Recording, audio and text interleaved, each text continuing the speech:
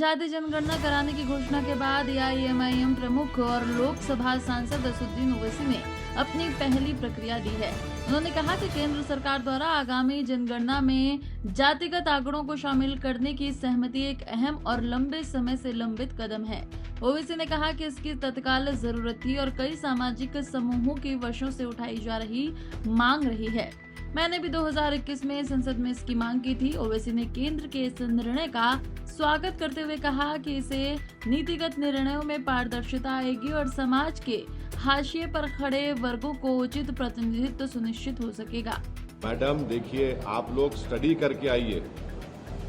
तेलंगाना में कैटेगरी ई में जो पसमानदा मुसलमान है, सोशली एजुकेशनली बैकवर्ड है, रिलीजन की बुनियाद पे नहीं, जो सोशल एजुकेशनल बैकवर्ड है उनको रिजर्वेशन दिया जा रहा है। तो अब बीजेपी को पेट में दर्द क्यों हो रहा है?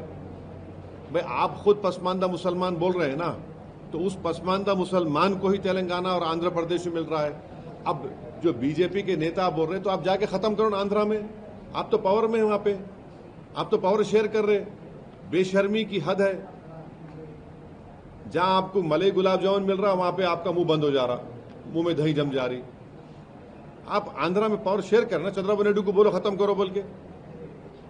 आंध्र प्रदेश में, तेलंगाना में जो बैकवर्ड कास्ट है मुसलमानों में, उनको रिजर्वेशन मिल रहा है, तो बीजेपी पसमानदा मुसलमान मुखालिफत क्यों कर रही? आप इंक्लूड कर दिए वफ एक्ट में के पसमानदा मेंबर बनेगा, वो पावरफुल बना रहे। यहां पर आप क्यों नहीं बनाना चाह रहे? मालूम तो ना देश में, देश को तो मालूम होना चाहिए क्या मौक़िफ़ है। सर, मुस्लिम्स का जो सोशियो इकोनॉमिक कंडीशन है, सोशियो एजुकेशनल कंडीशन है, तो सर सोशियो इकोनॉमिक कंडीशन है, सोशियो एजुकेशनल कंडीशन। देखिए आर्टिकल 15 को आप जब पढ़ेंगे, 15 सेक्शन सोशल एजुकेशनल बैकवर्डनेस जो है, जिसका आपके पीएस कृष्णन साहब, एक बहुत मशहूर इंडिया के एंथ्रोपोलॉजिस्ट थे, उनकी रिपोर्ट के ऊपर उस वक्त मेरे ख्याल से रोशिया साहब थे, ये रिपोर्ट बनी, उसको एक्सेप्ट किया गया। मगर सर जो इकोनॉमिक कंडीशन है मुसलमानों का, उसको मतलब अभी नेशनल कैस्ट सेंसस करेंगे, they have announced it. So when this is conducted across nationally and when also they get to know the exact figures of the Muslims as well who are actually in the backward classes और जिनका situation socio economic situation ठीक नहीं है और socio education situation ठीक नहीं है, तो उनको भी रिजर्वेशन देना चाहिए जैसा यहाँ पे मिल रहा है, जैसा आंध्र में मिल रहा है। देखिए, डिमांड करेंगे एक बात, पहले कास्ट सेंसस होना है, समझे ना। जब आप कास्ट सेंसस करेंगे तो हाल हकीकत मालूम होंगी, और कास्ट सेंसस होगा तो पसमानदा मुसलमान का भी होना और जो गैर पसमानदा उनका भी होना, फॉरवर्ड कास्ट का भी होना, मालूम होना कि अगर फॉरवर्ड कास्ट के है तो वो लोग कितने डेवलप्ड और फॉरवर्ड है या कितने बैकवर्ड है। पसमानदा मुसलमान है तो कितने डिप्रावेशन उनमें है और है उनमें, और जो नॉन पसमानदा मुसलमान है उनमें कितना डिप्रावेशन है। मेरे को समझ में नहीं आ रहा कि अपर कास्ट के लोगों को पेट में दर्द क्यों हो रहा है इसमें।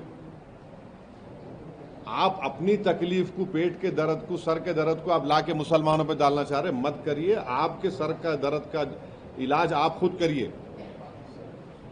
और बीजेपी, ये अब बीजेपी के जो जितने बड़े बड़े सपोर्टर्स थे वो तो गाली दे रहे थे कास्ट सेंसस को। अब उनको क्या हो रहा, उनको तो अब उनको दिख गया मुसलमान। अरे छोड़ो भाई, अब तुम्हारा सर का दर्द का इलाज मैं कैसा करूंगा? मैं ये कह रहा हूं कि सबके दर्दों का इलाज कास्ट सेंसस है। आप कास्ट सेंसस कराओ, मालूम हो जाता ना। देखिए, कास्ट सेंसस होगा तो कौन कहाँ खड़ा हुआ है, किसके पास कितनी दौलत है, किसके पास कितना जमीन है, किसके पास कितना एजुकेटेड है, कि कौन झोपड़ी में रह रहा, कौन घर परमानेंट घर में रह रहा, कौन किराएदार है, किसके पास एग्रीकल्चर की जमीन है, किसके पास इनकम है। ये तो सब निकल के आएगा ना, तो देश हित में है, ये अच्छा है, भारत मजबूत होगा। और सुनिए, देखिए, एक बहुत बड़ा इकोनॉमिस्ट है, थॉमस सोवेल नाम है उसका, अमेरिका में। जब अमेरिका में एफर्मेटिव एक्शन के नाम पर अफ्रीकन अमेरिकन्स, चाइनीज और जूस जब एफर्मेटिव एक्शन की बात हुई तो ये कम्युनिटी डेवलप हुए, और जब डेवलप है तो अमेरिका पावरफुल बना, तो ये भारत को भी पावरफुल करना है। आप कैसा इतनी बड़ी आबादी को, जो 85% की आबादी है, उनको कैसा आप पिक्चर रखेंगे?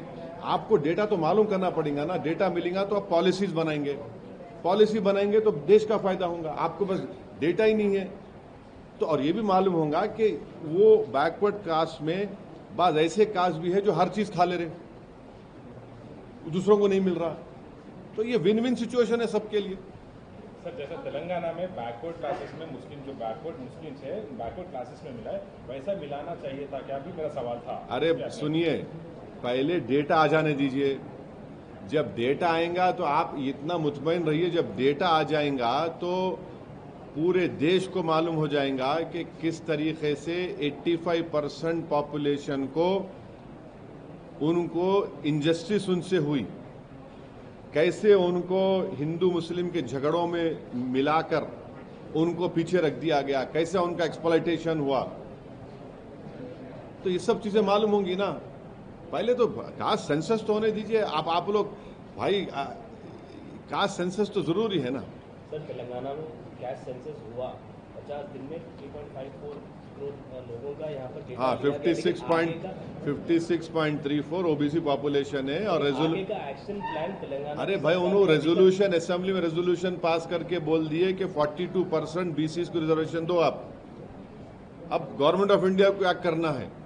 और हम आज भी प्राइम मिनिस्टर से ये रिक्वेस्ट कर रहे हैं कि आप अपने आप को ओबीसी का नेता बोलते। प्राइम मिनिस्टर छाती को मार के बोले मैं बैकवर्ड क्लास का नेता हूं। आप एक बिल डालो ना पार्लियामेंट में, 50% रिजर्वेशन को ब्रेक करो आप। और सेंसस आप कब करेंगे? ये उसमें सेंसस कब शुरू करेंगे, उसको कब कंप्लीट करेंगे, और क्या 29 पार्लियामेंट इलेक्शन से पहले इंप्लीमेंट होगा नहीं होगा? तो अगर बिल पार्लियामेंट में आता है तो आपके 100% आप लाइए, 50% ब्रेक करिए, रिजर्वेशन लाइए आप कौन रोक रहा? प्रधानमंत्री को। आप लाइए ना, आप बिल्कुल फौरन ला लीजिए। जिस तरह की जैसे ये बात सामने आई है, उसके बाद से जो राजनीति हो रही है पार्टियों के बीच में, एक दूसरे के ऊपर ये कहने की हमने इसके लिए दबाव बनाया, हमें इसके लिए निषेध कर रहे हैं, कैसे देख रहे हैं? आप देखिए, आप शोर जी ना, कौन दूल्हा बन रहा है नहीं बन रहा है मेरे को उसकी फिक्र नहीं है। आप कास्ट सेंसस का डिसीजन ले लिए। और देखिए, केरला में आरएसएस की बैठक हुई थी, वो बैठक में भी उन्होंने इन अ वे बोले कास्ट सेंसस कराओ बोल के। केरला में बैठक हुई थी आरएसएस की, उसमें उन्होंने बोले इन अ वे कराओ बोल के। आपका बीजेपी को, गवर्नमेंट ऑफ इंडिया से हम एक ही बात पूछ रहे हैं कि आप सेंसस कब शुरू करेंगे, क्योंकि आप डिसीजन लिए कास्ट सेंसस भी कराएंगे। सेंसस कब शुरू होगा और कब कंप्लीट होगा, उसका डेटा देश के सामने कब आएगा? क्या 29 पार्लियामेंट के इलेक्शन से पहले ये हो जाएगा नहीं हो जाएगा, हमको बताइए। अरे जरूरी है ना भाई, आपके इतने पॉलिसीज हमारे हैं। 1931 में एक सेंसस हुआ, उसके बाद से अब तक नहीं हुआ।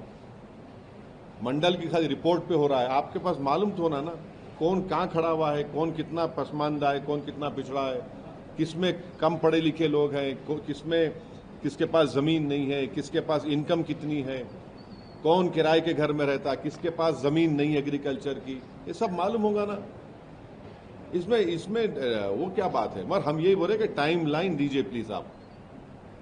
कांग्रेस के लिए जिस टाइम पर ये अनाउंस किया जा रहा है, ये कहीं ना कहीं बता रहा है कि बिहार का जो चुनाव है उसके मद्देनजर है। क्या आप सच में समझते हैं कि आप भी बिहार, हम बिहार चुनाव लड़ेंगे और अच्छी तरह से लड़ेंगे। हम बहादुरगंज से हमारे कैंडिडेट का अनाउंस भी कर दिए। मैं और मेरी पब्लिक मीटिंग है 3 तारीख को बहादुरगंज में, 4 तारीख को और एक जगह पर है। हम अच्छी तरह से लड़ेंगे और आप देखेंगे इंशाअल्लाह ताला हमारे जो एमएलएज लास्ट टाइम जीते थे उससे ज़्यादा हमारे एमएलएज कामयाब होंगे। और जो चोरी करे हमारे एमएलएज की, इंशाअल्लाह ताला उनको भी सीमांचल की जनता सबक सिखाएगी।